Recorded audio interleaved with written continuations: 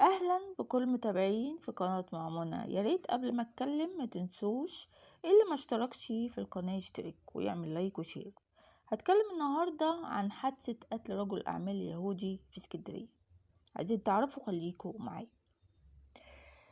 رجل اعمال اليهودي ده كندي، اصله من اوكرانيا، عنده جنسية كندية. هو اصلا كان عايش في اوكرانيا وراح كندا وخد الجنسية الكندية. هو اسمه زيف كوفير.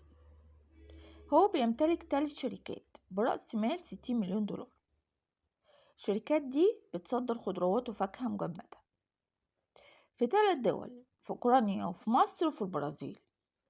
عنده مصنع في محافظة البحيرة في شمال مصر، وعنده مكتب إداري في اسكندرية.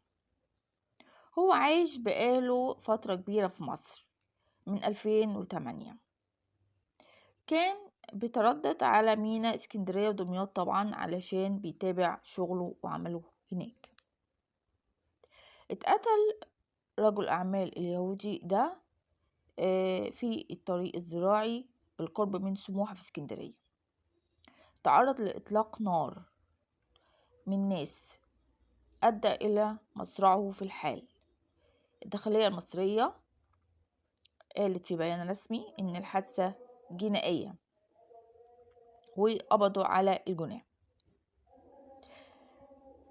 فالداخلية المصرية قبضوا على الجناه وقالوا ان الحادثة دي سرقة، ولسه بيبحثوا يعني عن سبب القتل يعني.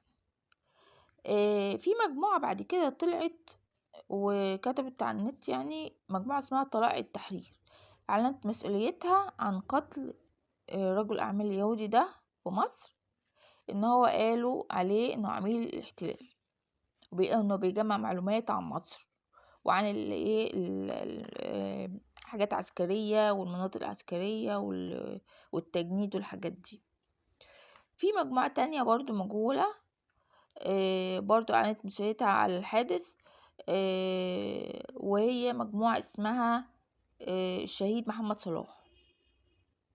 مجموعة الشهيد محمد صلاح برضو قالوا ان هما قتلوا رجل اعمال يهودي في مصر على اساس ان هو تبع الاحتلال، وان هو فقتلوه عشان كده، عشان طبعا انتوا عارفين الاحتلال عملوا مجازر في غزة. دلوقتي الوفيات الشهداء من غزة دلوقتي وصل ل35,000، والإصابات وصلت دلوقتي ل79,000، فأعداد كبيرة جدا.